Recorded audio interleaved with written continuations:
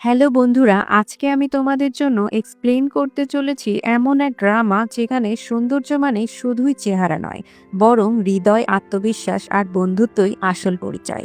চলো ড্রামাটি শুরু করি। ড্রামার নাম শি ওয়াজ প্রিটি। ড্রামার শুরুতেই আমরা দেখি হামাদ নামের একটি ছেলে পেইন্টিং পাজল সলভ করছিল, কিন্তু সে দেখে পাজলের একটি টুকরো নেই।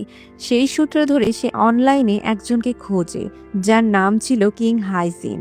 এরপর আমরা দেখি হামাদ একটি বাক্স খোলে, যাতে অনেকগুলো চিঠি ছিল।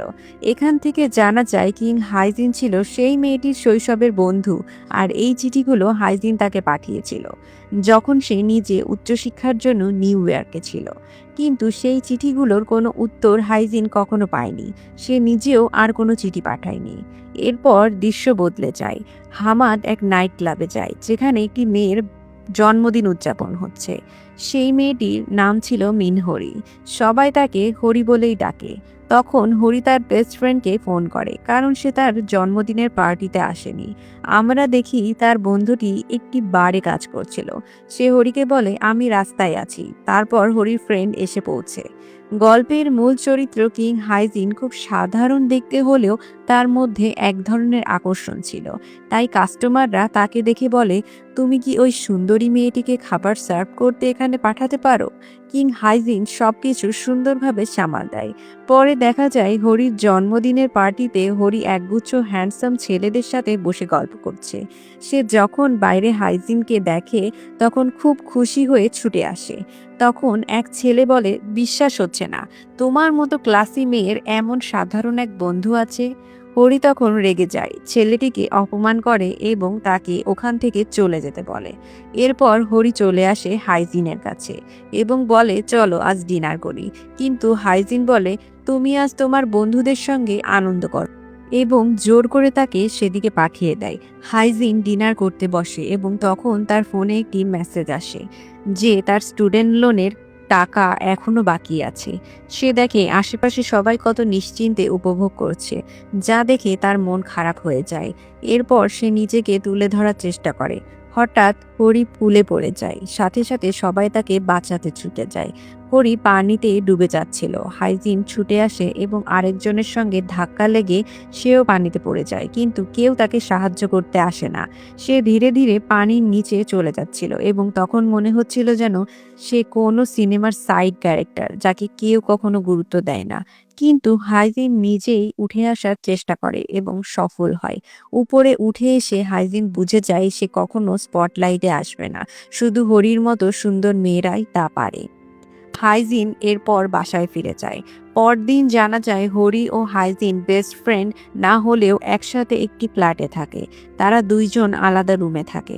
হাইজিনের রুম বইয়ে ভর্তি আর হরির রুম দামি জুতো, ব্যাগ আর কসমেটিক্সে ভরা। একদিন তারা বাথরুমে গিয়ে ঝগড়া করতে করতে একসাথে ঢুকে যায়।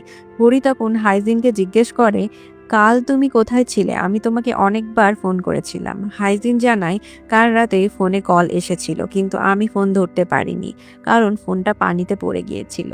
ডাইনিং টেবিলে হরি হাইজিনকে বলে, তুমি তো ছোট বাটি নিয়ে খেতে বসতেও পারো না। তখন হাইজিন বলে, আজ আমার অনেক এনার্জি দরকার, কারণ আজ আমার একটা গুরুত্বপূর্ণ ইন্টারভিউ আছে। হাইজিনের পারিবারিক অবস্থা খুব খারাপ, তাই সে চাকরিটা পেতেই চায়। ইন্টারভিউতে যেতে গিয়ে সে লিফটে ওঠে, কিন্তু ওভারলোডের কারণে লিফট আটকে যায়। সে দেখে পাশেই সেই সুন্দরী মেয়েটা দাঁড়িয়ে আছে। হাইজিন লিফট থেকে নেমে যায়। এরপর মেয়েটা লিফট থেকে বের হয়। সে হাইজিনকে আবার লিফটে ডাকে। এরপর হাইজিনের ইন্টারভিউ শুরু হয়, যেখানে তার চেহারা নিয়ে হালকা রসিকতা করা হয়। ইন্টারভিউ শেষ হলে বাইরে প্রচণ্ড হাওয়া আর বৃষ্টি শুরু হয়। আমরা জানি হাইজিন বৃষ্টি একদম সহ্য করতে পারে না। কিছু দূরে যাওয়ার পর হাইজিন দেখে হরি এক ছেলেকে কিস খাচ্ছে। সেটা দেখে সে রেগে যায় এবং হরিকে বলতে শুরু করে, তোমার কি সত্যিই এমনটা প্রকাশ্যে করাটা দরকার ছিল? তাও আবার এমন একটা ছেলের সাথে যার প্রতি তোমার কোনো অনুভূতিই নেই। হরি তখন বলে, আমি তো শুধু দেখছিলাম সে ভালোভাবে কিস করতে পারে কিনা। তখন হাইজিন বলে, তুমি বারবার তোমার প্রেমিক পাল্টাও কেন? তুমি কি কখনো কাউকে সত্যিকারের ভালোবেসেছো? হরি বলে, সত্যিকারের ভালোবাসা আবার কি? তখন হাইজিন ব্যাখ্যা করে, সত্যিকারের ভালোবাসা তখনই বোঝা যায় যখন কেউ তোমার কাছ থেকে দূরে থাকে, কিন্তু তবুও তুমি সারাক্ষণ তার কথা ভাবো। আর যখন সে সামনে আসে তখন তুমি খুশিতে ভরে যাও। হরি এসব কিছু বুঝে না, কারণ এসব কথা তার মাথার উপর দিয়ে যায়। সে হাইজিনকে বলে, তোমার এসব কথা আসলেই একবারে বাজে। তখন হাইজিন বলে, তুমি তো খুশি হও হরি, কিন্তু তুমি এসব কিছুই বোঝো না, কারণ এসব তো তোমার মাথার উপর দিয়ে যায়।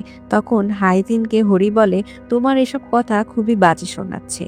আমার মতো মনে হচ্ছে তোমার ডেটিং করা উচিত। তখন হাইজিন উত্তর দেয়, ডেটিং মানেই তো শুধু টাকা নষ্ট করা, আর ছেলেরা তো আমাকে পছন্দই করে না। তবে হাইজিন জানায়, একজন ছেলেকে দেখে তার মনে কিছু একটা হয়েছে। সে ছেলেটির নাম জিং সুং জুন। সে মেল চেক করতে করতে বলে, আরে এ তো জিং সুই। হরি কিছুই বুঝতে পারে না যে হাইজিন কার কথা বলছে। তখন হাইজিন জিজ্ঞেস করে, তোমার মনে নেই যখন তোমার বাবা জাপানে ট্রান্সফার হয়েছিলেন, তখন জি সুং আমাদের বাড়িতে ছিল? এটা শুনে হরির মনে পড়ে যায়, ও তাই তো, ওই ছেলেটাই। তখন হাইজিন হরিকে বলে, সে আমাকে আবার ইমেল করেছে, সে দেখা করতে চায়, সে এখন কোরিয়ায় আছে। এই উত্তেজনায় আমি রাতে ঘুমোতে পারিনি। পরদিন হাইজিন জিং সুং এর সঙ্গে দেখা করতে যায়। হরিও সেই স্পটে গিয়ে হাজির হয়। হরি তখন ঠাট্টা করে জিজ্ঞেস করে, তুমি কেন ওই মোটা ছেলের সঙ্গে দেখা করার জন্য এত উত্তেজিত? তখন হাইজিন বলে, কারণ সে আমার সত্যিকারের একজন বন্ধু ছিল। তুমি বলতেই পারো সে ছিল আমার ফার্স্ট লাভ। এরপর হরি তাকে একটা টিস্যু দেয় আর ফোনটা ফেরত দিয়ে বলে, এই ফোনটা তো তুমি তোমার জলে ফেলে দিয়েছিলে। তারা একসাথে সেই জায়গায় যায় যেখানে হাইজিন আর জিসুং এর দেখা হওয়ার কথা ছিল। তখন আমরা দেখি সেখানে দুজন ছেলে আসে। একজন আসে একটা লাক্সারি কারে, অন্যজন আসে সাধারণ বাইকে। এরপর আমরা বুঝতে পারি লাক্সারি কারে আসা ছেলেটি জিসুং। এরপর দৃশ্য কাট হয়ে যায়। একজন শিক্ষিকা তার স্টুডেন্টদের বোঝাচ্ছে একটি পেইন্টিং এর ব্যাপারে, যে পেইন্টিংটা দিয়ে আমাদের ড্রামা শুরু হয়েছিল, সেটা নিয়েই কথা হচ্ছিল। তখন জিসুং আসে এবং পেইন্টিংটি নিয়ে কিছু বিজ্ঞাপন প্রচার করে। এরপর সে চলে যায়। বাইকে আসা মেয়েটি তখন ওই জায়গায় আসে। একজন ছেলের কাছ থেকে জানা যায় তার নাম কিংসন। সে একটি ম্যাগাজিনের সম্পাদক এবং এখানে একটি এক্সিবিশনের রিপোর্ট লিখতে এসে। জি সুং তখন হাইজিনকে মেসেজ পাঠিয়ে জানায়, আমি এখানে এসেছি। তখন হাইজিন বাইরে গিয়ে দেখে প্রচুর লোকজনের মাঝে দাঁড়িয়ে কে জি সুং সেটা বোঝার চেষ্টা করছে। একজনকে খেতে দেখে ভাবে হয়তো এটাই জি সুং, কিন্তু পরে জানতে পারে না, সে জি সুং না। তখন জি সুং ফোন করে বলে, আমি ফোয়ারার পাশে আছি। এটা শুনে হাইজিন বলে, অবশেষে আমি তোমাকে খুঁজে পেলাম, আর বলেই তার দিকে এগিয়ে যায়। হাইজিন যখন তার দিকে তাকায়, দেখে জিসুং অনেক বদলে গেছে। সে একদম স্মার্ট, হ্যান্ডসাম এবং আত্মবিশ্বাসী হয়ে গেছে। তখন জিসুং তাকে চিনতে পারে না, তাকে উপেক্ষা করে পাশ দিয়ে এক সুন্দরী মেয়ের দিকে চলে যায়। তখন হাইজিনের মনে পড়ে যায় ছোটবেলায় জিসুং মোটেও এমন দেখতে ছিল না। ফ্ল্যাশব্যাকে দেখা যায় ছোটবেলায় হাইজিন ছিল খুব সুন্দরী, সবাই তার সঙ্গে বসার জন্য লড়াই করত। অন্যদিকে জি সুংকে কেউই পাত্তা দিত না। তখন হাইজিনই ছিল যে তাকে সবসময় রক্ষা করত। এই দৃশ্য দেখে জি সুং বুঝতে পারে এই মেয়েটি হাইজিন নয়। অন্যদিকে হাইজিন নিজেকে লুকিয়ে ফেলে, কারণ সে নিজের চেহারা নিয়ে জি সুং এর সামনে যেতে চায় না। পরে জানা যায় যখন জিসুং আমেরিকায় চলে গিয়েছিল, তখন হাইজিনের বাবা ব্যবসায় বড়সড় ক্ষতির মুখে পড়েন।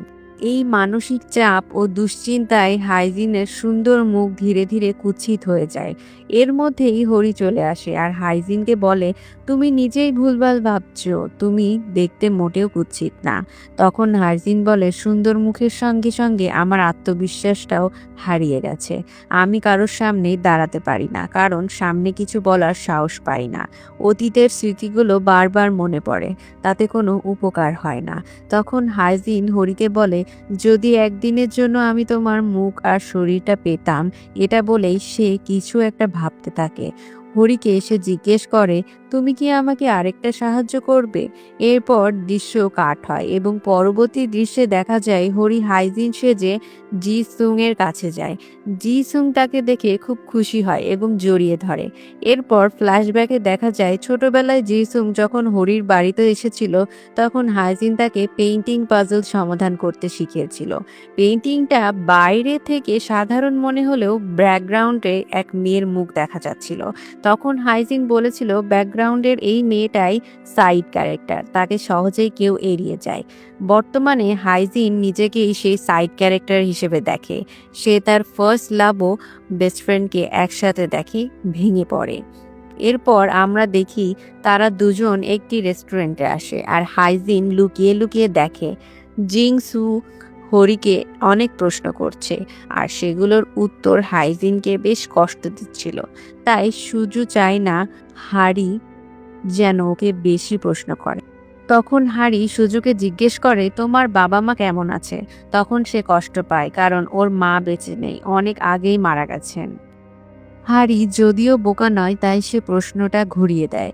তখন সুজু হাইজিনকে আরেকটা প্রশ্ন করে, তুমি আমার সঙ্গে কিভাবে যোগাযোগ করলে? সুজু তখন বলে, কয়েকদিন আগে একটা পুরনো ইমেল পেয়েছিলাম, যেটা দেখে অনেক স্মৃতি মনে পড়ে যায়, তাই আমি ইমেল করেছিলাম। এরপর দুজন রেস্টুরেন্টে থেকে বেরিয়ে ডিনারে যায়। জুং সুং তখন বলে, আবার দেখা হবে, কিন্তু হারি তখন জানায় যে সে আগামীকালই উচ্চশিক্ষার জন্য ইংল্যান্ডে চলে যাচ্ছে। এটা শুনে সুজু প্রথমে একটু দুঃখ পায়, কিন্তু পরে বলে, এটা তো কোনো ব্যাপার না, আমাকে তো কাজের জন্য বছরে 4-5 বার ইংল্যান্ডে যেতেই হয়, এবার না হয় আমি এখানে এসে তোমার সঙ্গে দেখা করব। এরপর সুজু হাইজিনকে একটা জায়গায় ডাকে আর একটা দোকানের ভিতরে গিয়ে একটা গিফট বক্স কিনে হাইজিনকে দেয়। তারপর চলে যাওয়ার আগে হাইজিনকে জড়িয়ে ধরে আর দূর থেকে এই দৃশ্য দেখে হাইজিনের মন ভীষণ কষ্টে ভরে যায়। আমরা দেখি সেই গিফট বক্সের মধ্যে একটা আমব্রেলা আছে আর সেই আমব্রেলার সঙ্গে জড়িয়ে থাকে ওদের একটা স্মৃতি। ফ্ল্যাশব্যাকে দেখি এক বৃষ্টির দিনে সুজু বাস থেকে নেমে দাঁড়িয়েছিল। হাইজিন তখন ওর মাথায় একটা আমব্রেলা ধরে দাঁড়ায়, কিন্তু এরপর সুজু কান্নায় ভেঙে পড়ে। তখন হাইজিন ওর কানে একটা হেডফোন গুঁজে দেয় আর বলে, ভয় পেও না, আমি সবসময় তোমার পাশে থাকবো ছাতার মতো। পরবর্তী দৃশ্যে দেখা যায় সুজু যখন আমেরিকায় চলে যায় তখন হাইজিনকে একটা পাজলের পিস দেয় আর ওকে কিস করে। সেই সময় হাইজিন বুঝতে পারে ও সুজুকে ভালোবাসতো, কিন্তু সুজু সব ইমেল ডিলিট করে দেয় এবং বলে, বাই বাই আমার প্রথম ভালোবাসা। এরপর আমরা জানতে পারি হাইজিনও সেদিন ইন্টারভিউতে সিলেক্ট হয়ে গিয়েছিল এবং খুব খুশি হয়েছিল। পরদিন অফিসের সামনে এসে দেখি কিম সান নামের এক ছেলে চুইংগাম খেতে গিয়ে হাইজিনের সঙ্গে ধাক্কা লাগে এবং হাইজিন পড়ে যায়। সে চুইংগামটিকে দাঁত ভাবে, তখন সে খুব টেনশনে পড়ে যায়, কিন্তু কিমুন নামের একজন বলে ওটা দাঁত নয়, ওটা ছিল চুইংগামের অংশ। এটা শুনে মেয়েটি শান্ত হয় আর দ্রুত অফিসে ঢুকে পড়ে। অফিসে ঢুকে সে হাইজিনকে দেখে সে ব্ল্যাক লোফার আর হোয়াইট সক্স পরে ছিল। তখন ছেলেটি বলে, তোমাকে তো একদম মাইকেল জ্যাকসনের মতো দেখাচ্ছে। এদিকে আমরা দেখতে পাই হাইজিন সেখানে একাই ইন্টারভিউ দিচ্ছিল না, অন্য একজন ফ্যাশনেবল মেয়েকেও হাইজিনের সঙ্গে সিলেক্ট করা হয়। সবাই তখন ওই মেয়েটিকে বিশেষ পাউরুটি দেয়, কিন্তু হাইজিন এতে খুব একটা ভাবেনি, কারণ তখন সে অন্য জায়গায় ছিল। পরে হাইজিন কিছুদিন কাজ করে এবং তার বস ও কাজের খুব ইমপ্রেসড হয়। বস তখন বলে, তোমাকে আমি একদম ঠিকঠাক হায়ার করেছি, অন্য কোনো সুন্দরী মেয়েকে নিলে হয়তো 1000টা বাহানা থাকতো আর বাকি ছেলেরা তার পিছনে সময় নষ্ট করত। তখন বস হাইজিনকে এক নতুন ডিপার্টমেন্টে পাঠায় একটা বক্স দিয়ে। হাইজিন সেখানে গিয়ে দেখে তাকে সবাই ফ্রিল্যান্সার ভাবছে এবং ওরা তাকে অনেক কাজ দেয় এবং হাইজিনও খুব ভালোভাবে কাজ করতে থাকে। তবে হাইজিন যতই নতুন কাজ করুক তার মনে কিছুটা কষ্ট থেকেই যায়, কিন্তু ও ধৈর্য ধরে ভালোভাবে কাজ করে। পরদিন ওকে আবার ট্রান্সফার করে দেওয়া হয় সেই নতুন ডিপার্টমেন্টে। এদিকে কিম সান বারবার হাইজিনকে দেখে ভাবে এই মেয়েটাকে কোথায় যেন আগে দেখেছি, কিন্তু ঠিক মনে করতে পারে না। পরিশেষে দেখা যায় অফিসে নতুন একজন বস এসে ঢোকে, যিনি আর কেউ নন, ড্রামার হিরো সুংজুং। হাইজিন তখন তাকে দেখে একদম থমকে যায়, আর এখানেই শেষ হয় এই সিরিজের প্রথম এপিসোড। সো বন্ধুরা, ড্রামাটি তোমাদের কেমন লাগলো সেটা কমেন্টে জানাবে, এবং যদি ভালো লাগে তাহলে একটা লাইক করে দেবে। চ্যানেলে নতুন হলে চ্যানেলটি সাবস্ক্রাইব করতে ভুলবে না। আর হ্যাঁ, তোমরা যদি পরের এপিসোডগুলো দেখতে চাও তাহলে অবশ্যই কমেন্টে জানাবে। দেখা হচ্ছে পরের অন্য কোনো ভিডিওতে। ধন্যবাদ।